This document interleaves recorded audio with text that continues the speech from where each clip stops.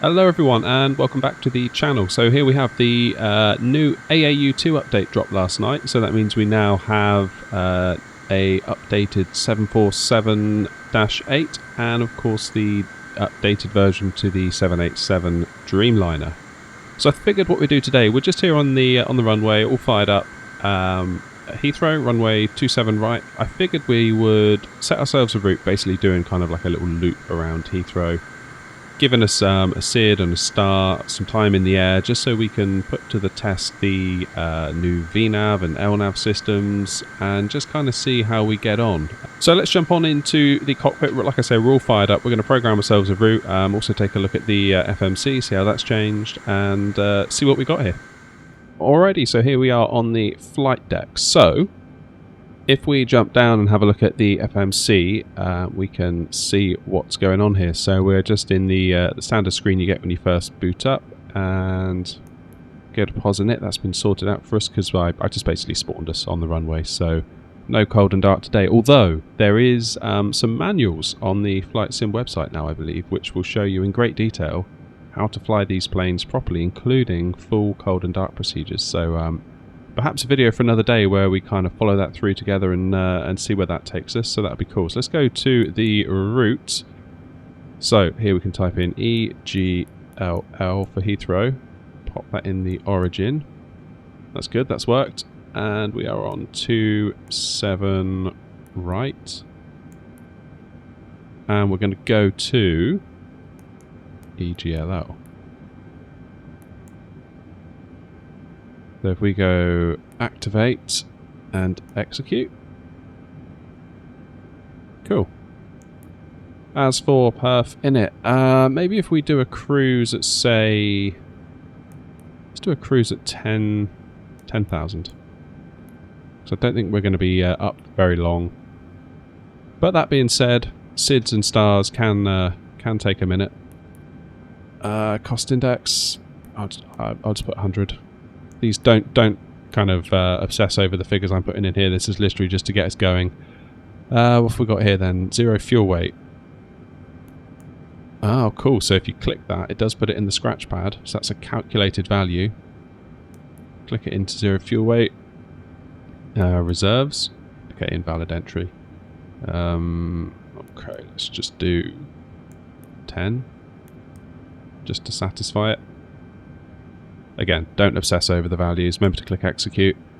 Thrust limit, I always leave that alone even on the PMDGs just because I don't know. Let's do flaps 10. Take off. Aha, here we go. Look, so we've got some speeds it's calculated for us based on all of that. So if we click these through, there we go. Center of gravity. Is that a calculated thing? Yes, it is. And it's given us trim. Very nice. Okay, so far this is really good. This is kind of feeling almost a bit PMDG-y. Alright, thrust limit. Like I said, we'll leave that alone. Take off. That's all sorted. Okay, let's go to the departures and arrivals then. So we are going to take off on runway 27, right? That's already selected. Now, what SID should we use? What if we go for the DET2F? Execute. And if we go back to the index of the departures arrivals page, we're going to obviously land back in at Heathrow because we're doing a little loop today. So DET2F is going to take us down sort of to the south, isn't it? So if we come in on, maybe do big, because that'll be Biggin Hill, which isn't a million miles away, is it? You know what? I think we could probably get to Deptford. Is it Deptford? I'm not even sure it is.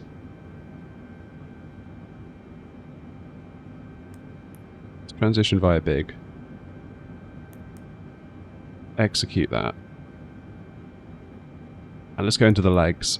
We'll just step through and see what kind of a mess I've made here. Okay, so starting at Heathrow. Left turn. Along. Aha, okay. So there's going to be a discontinuity there, right? There must be. Yeah, there is. So if we click on Big, into the scratch pad it goes, put it in the then. We're sort of going to do like a teardrop back on ourselves. That would be quite cool, actually. I mean, I know this isn't realistic in any way, shape or form. However, that could be quite interesting because that's quite a tight little turn there. So we're going to be kind of testing the systems on board, really. So while not realistic, it's kind of like a good little test to be getting on with here. Already got everything set up, rejected takeoff, put the brakes, everything looks good here. Let's set the heading to our runway heading just for good practice. Thinking about it, we're going to be locked at 6,000 feet, aren't we? For our entire... oh no, we can go to 7. 7. Okay, so really should probably put our cruise altitude to 7,000. Execute that. Very nice. And let's put 7 up here. So again, we're not going up to like the flight level 370 or anything like that. This is just to see what it's like. So let's get this back into map. Local pressure. Let's just check on local pressure because obviously it's defaulted to 29902. That's nice as well that we've got the lines on the maps there. Q1024.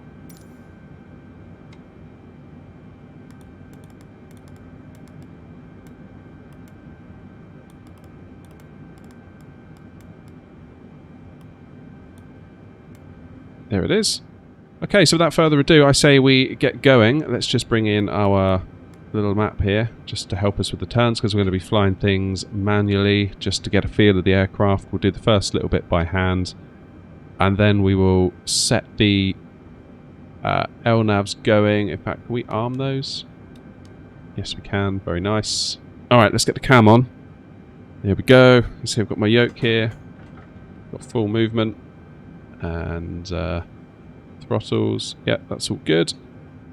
Okay, so without further ado, let's get ourselves up in the air and see what this thing's got. Let's get the parking brakes off.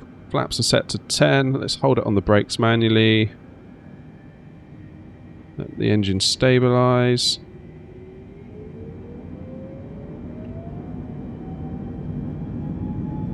Should be yoke forward, shouldn't I, before 80 knots?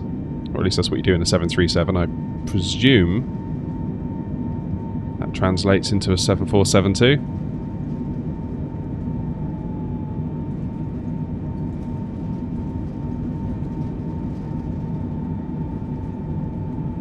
Okay, V1 coming up. V1. Rotate.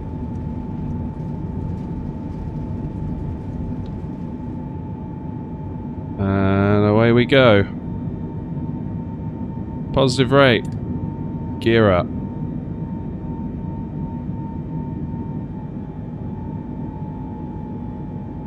Now then.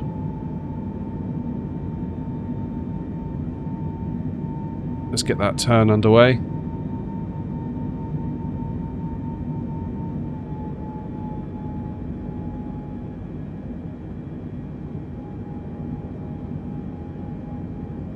Looks like we're maybe going a little bit on the aggressive side on that turn there. It does feel a little bit different. Feels less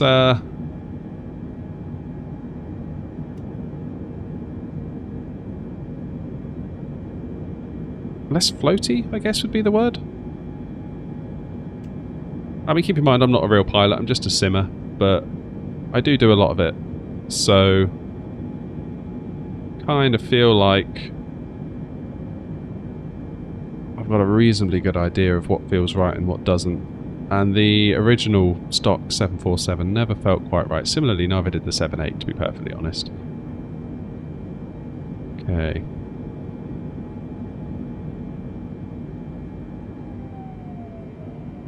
These throttles feel a little bit iffy. Okay, that's enough of my hand flying. Let's see if we can get ourselves into LNAV and VNAV. There we go, so the plane has taken control there.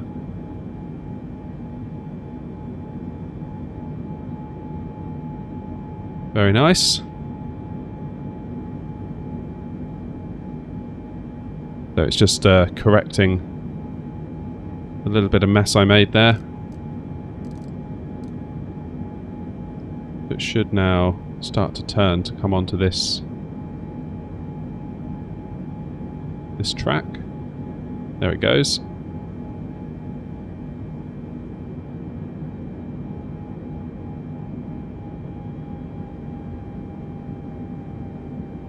Let's get those flaps all the way up.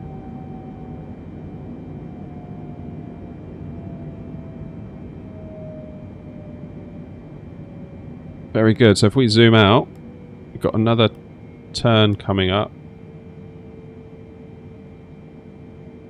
Not entirely sure what's going on here.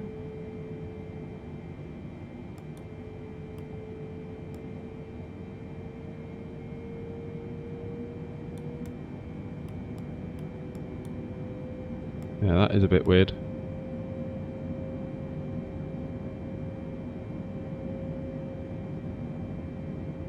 What is going on here then? Why is that being so strange?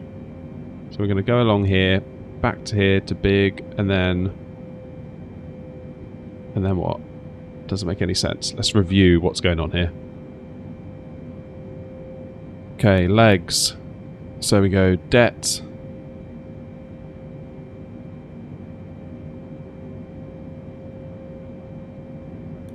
Put that into plan. So there we are, coming up to EPM. Above 4,000, which we are, so it's maintaining that. Then we go to all of these along here. Get to det. That'll be top of climb. Work our way back to big. Then we go through the various big numbers. Bum, bum, bum. Big 9. Why is it wanting us to go big 9 then? So it should go big 301. Let's delete big 9. Then from big 301 we want to go CF27 right. Let's go back to the previous page, put that in the VEN. Execute. There we go. And you can see, look, it's given us quite a nice wide turn into there. Okay. That's looking good. So you can see we've got our speed set, LNAV, VNAV, everything's managing itself right now, which is nice. So it's a case of sitting tight. And I will catch up with you, I think, when we start to reach sort of around here in a few minutes. And then we'll see how it does this turn, and then we'll probably rejoin each other as we start to come in on this little kind of chicane we've made for ourselves here, coming in on final. Okay, so we're back. So we are coming out towards the Thames estuary now. If we hop back into the flight deck, you can see we're just about coming up on our first set of turns. So we're going to keep an eye on what the plane does. I'm guessing it should be fine. I don't see anything too crazy going on. Obviously we've got an altitude restriction of 6,000 feet, which the VNAV has done very nicely for us, so that should be fine.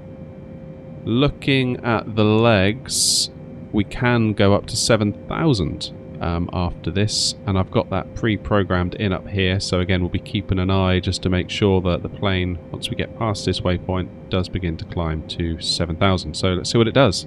Okay, here we go.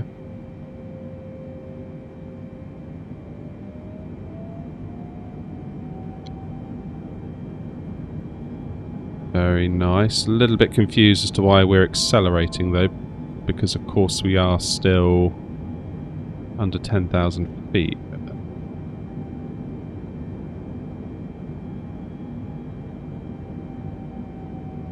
Okay, there's 7,000 feet. It's overshot a little bit.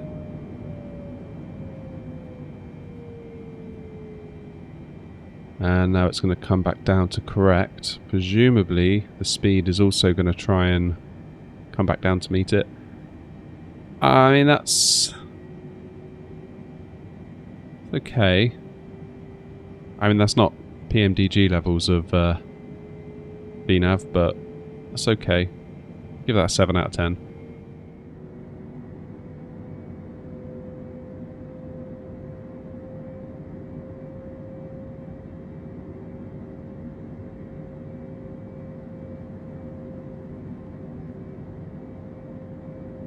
Other than that, we seem to be maintaining that bank angle quite gracefully. You can see the wings sort of dipping down and up again.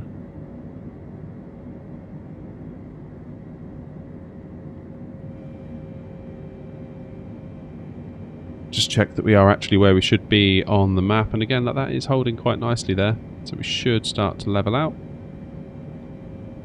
I do love this feature on the Boeings where you get the little line indicating where you're going to go based on current inputs. And we should start to level out. Here we go.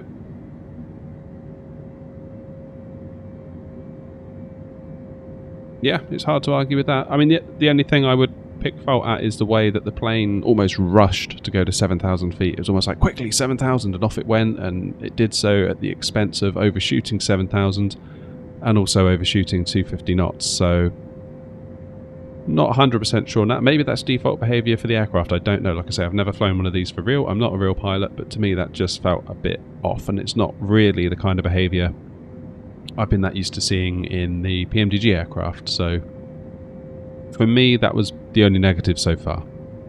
So the plan now is we're going to do another left turn, zoom us out a little bit, and then we basically got a big old straight coming up, and then kind of got this little S shape here we're going to do to bring ourselves in on final into Heathrow.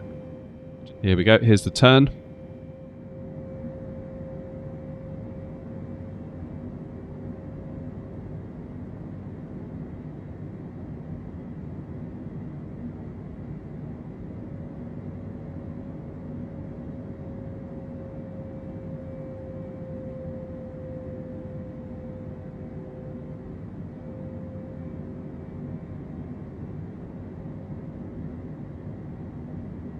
So let's just quickly look at what we've got coming up. Big, we need to be at 220 knots. We can be above 7,000 feet. Then as we start to go into the waypoints further on, we need to start dropping our speed to 180. We need to be at 7,000.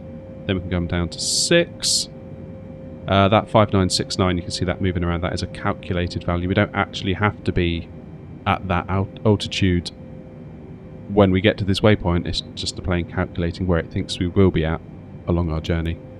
Because then the next waypoint, CF27 right, we need to be at 3,000 feet, 180 knots, 2,500 feet, and then we are going to be coming into land. Just wondering if we go back to menu, FMC, actually let's go index, then approach. What has it got planned for us? So if we're going to do flaps 30, we're going to do a 160 VREF with a +5 knot for wind correction. Got the glide slope on, that's looking good. Navrad, how are we looking here? ILS 110.30. Let's just check in with Heathrow on the map here, because it will give you the ILS frequencies. Where is it? ILS 27 right 110.30. So that's all good. So we should get ILS, no problem at all. What is the plane doing? What is it doing? Let's go to legs. So I told it to go to big, which is 6 miles away, and it has decided to just start turning us, and I don't know why it's doing that. Why is it doing that? Why is it doing that? Are we in some kind of a hold? So what's it planning to do?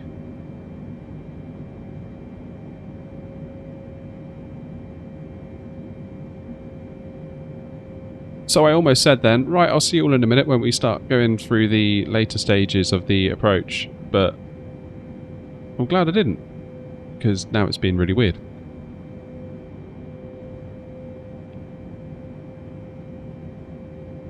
But we should be going to big, right? Big. Let's go.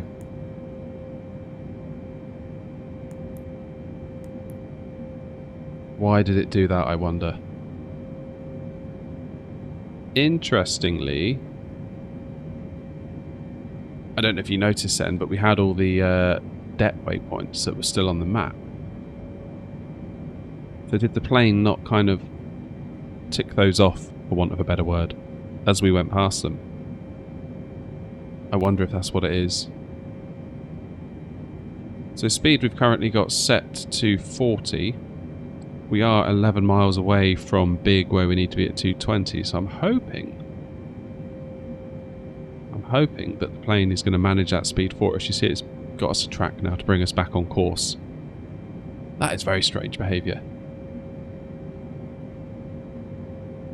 I don't know whether that's me causing a problem or whether that's like a bug or something. Very, very strange, that. Let me know in the comments if you think you know why that happened, because sitting here at the time of recording, I certainly do not. Okay, so if our VNAV, we're on VNAV and we're at 7,000 feet. So if I... what's the lowest it wants us to? Whoops. Whoops. Wrong button. 2.5, isn't it? So if I put 2.5 in here... Oops. There's a very sensitive little dial there.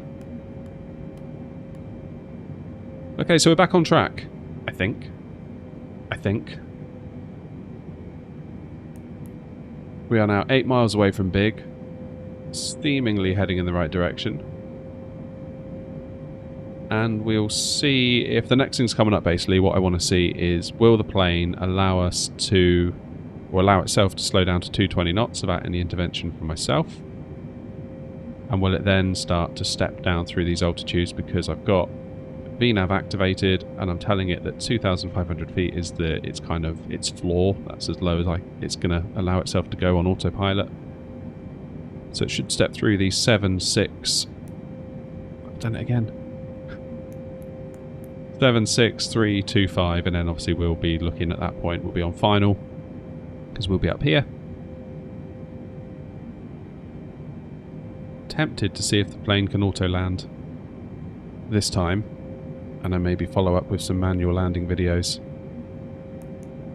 So we're now 4 miles away, and I'm not seeing any sign of reducing down to 220 knots. Is it related to flaps? Because I would expect it to start slowing itself down by now.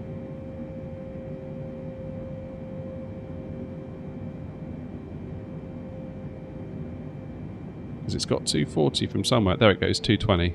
2 miles away. Let's see if it makes it.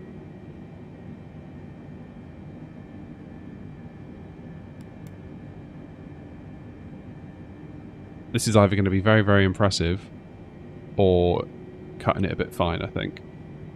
It's going to get it bang on, isn't it? Yeah, it is. Oh, that's so annoying. That's annoyingly good. Okay. Well done, plane. I doubted you and I'm sorry.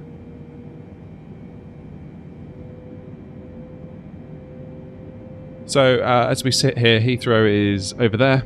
We're sort of going to do a bit of an S route into it, which is nice because it gives us a chance to put the plane through its paces.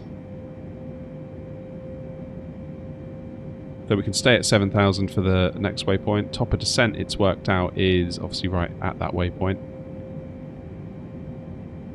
And it should start bringing us down, hopefully. Because our next waypoint, we need to be at 180 knots. And I think we're going to need to help the plane out with some flaps to achieve that.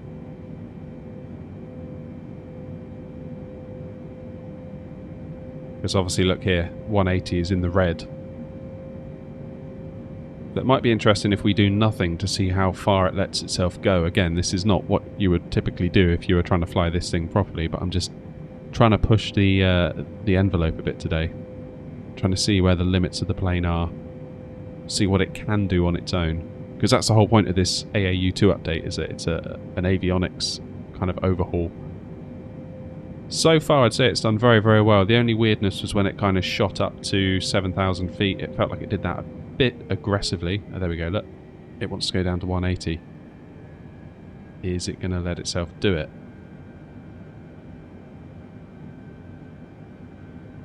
It's going to whinge at me, isn't it?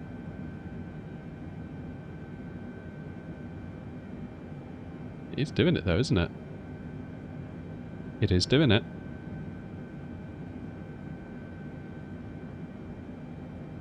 Okay. Let's see if it will get exactly to 180. Again, I'd be helping the plane out with flaps right now if we were doing this as a proper live stream, but... Are we going to... Yeah, there it goes. Let's give it flaps 5 at least, shall we?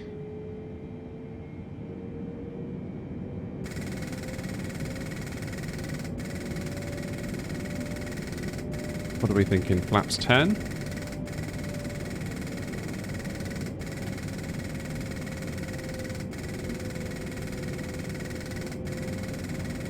Give it flaps 20, see if that helps it out. Yeah, flaps 20 it seems happy with. Okay, so let's just be looking out the window here as we go through these next set of turns. So right hand turn to start. So the plane will get itself down to that speed, but it will obviously yell at you, so that's one thing to keep in mind.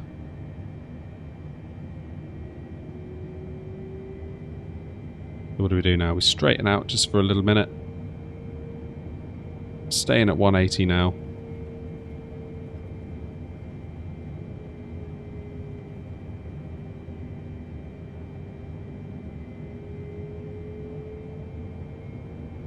So if we want to do a proper auto land,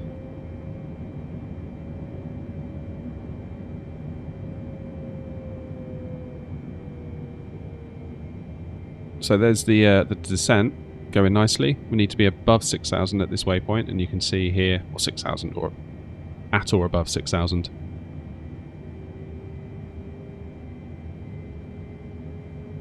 So we've literally just crossed that waypoint.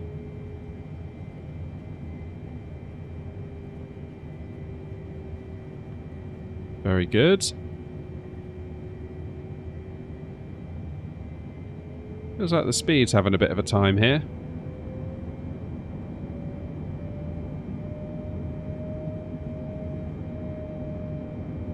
Because look, we should be at 180.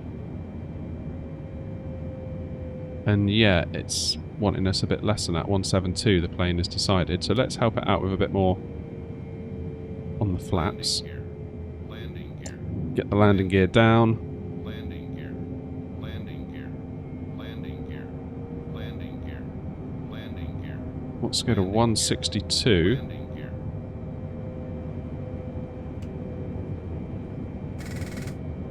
Alright, let's give it flaps 30 then.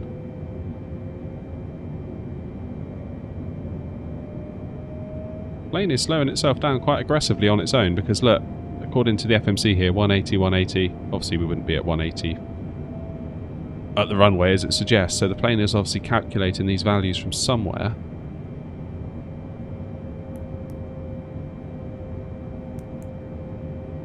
So what we're doing, 159 plus 5 for the approach. And it's wanting to go to 159 there. Look, it's got itself good to go.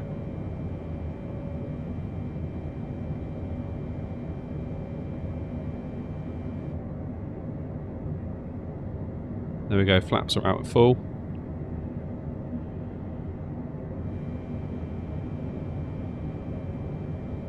Local pressure is set, gear is down, we'll do auto brake 3. I say once we make this final turn, let's see if we can get the... see if we can get it to do an auto land. I'm sure some of you want to see if I'll bin it, but we'll do an auto land and maybe... Okay, so turn coming up.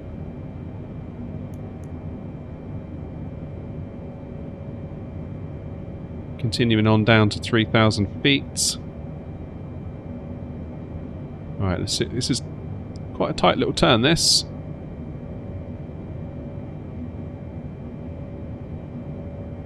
So we're just out by London City, really. Got the financial district and the O2 Arena, or the Millennium Dome as I knew it.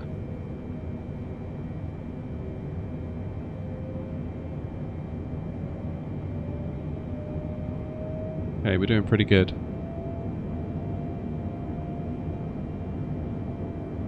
That speed just dropped away then a little bit. It seems like it struggles to keep the speed exactly, but I don't know, is that normal behaviour for the actual aircraft? If it is, then fair enough. If it isn't, I guess that's something for the devs to work on. These things are never done.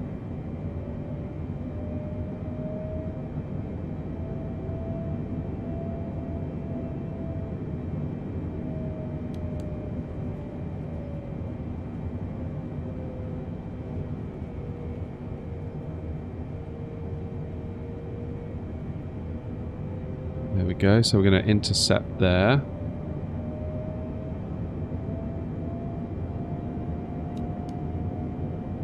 Can we do approach mode?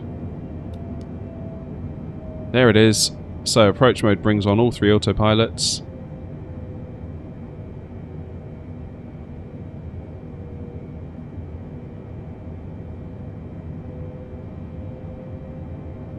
Let's see if it can do it.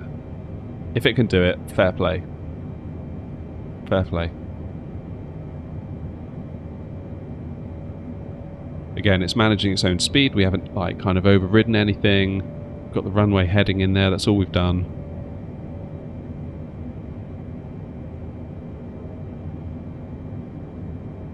So we've got 2 markers on the PFD here. We've got kind of representing our progress as far as VNAV is concerned, and we've also got this diamond just hiding up here, look, representing the glide slope.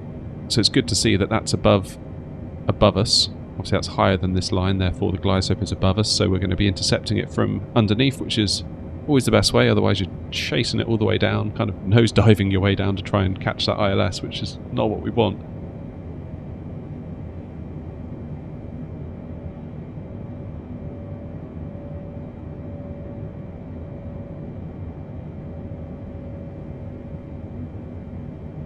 Alright, we'll sit here and see what it does. LNAV is of course now turned off because we are on the localizer. 2500. We are still descending, glide slope is still above us.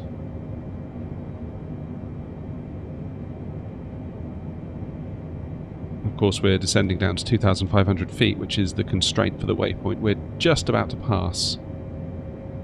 And then VNAV is kind of, that's its limit. Beyond that, we're going to rely on the approach mode to pick up the ILS marker. There it is, the plane's starting to level.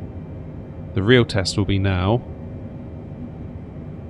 You can just see that diamond creeping down behind that white bar. There it is, it's coming down now. So when this one comes to life, will we continue our descent? Come on. There it is, it's caught it. Fantastic. See what sort of descent rate it anticipates for us.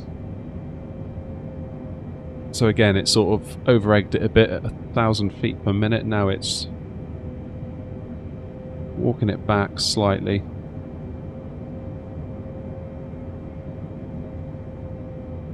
Okay, so this is looking good. We've got the diamonds lined up here, so that's the glide slope. We've got the localizer, which is keeping us lined up with the runway, and this is obviously tracking the glide slope all the way down.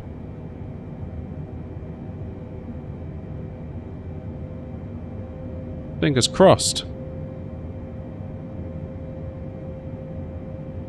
I'm on the rudder pedals just in case I'm required to steer us once we touch down. Keep an eye on that feet per minute as we touch down.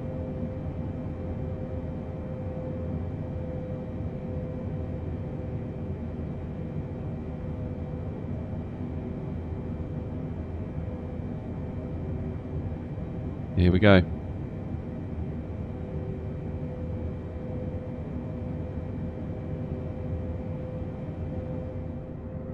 Nice and steady. It's not like we're doing any crazy movements, or the plane isn't doing any crazy movements. It's just nice and steady, which is good. Flaps, as you can see, are fully deployed. Here we go.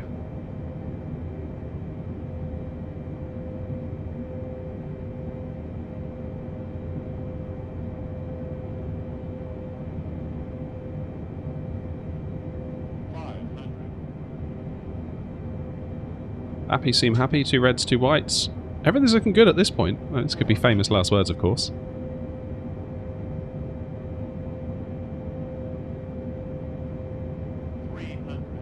300. Come on. Come on, plane. I really want you to do this. You can do it.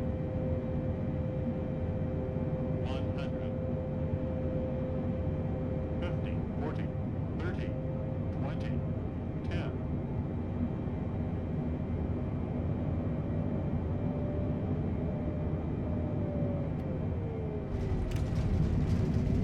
Okay, so I had to idle the throttles then for that to work.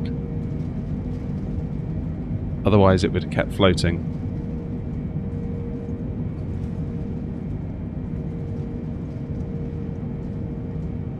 Because that was a late touchdown, that. I expected the auto throttles to idle themselves, but it took me to do it. Again, not sure whether that's standard procedure or whether that's a limitation of the sim. It was my understanding that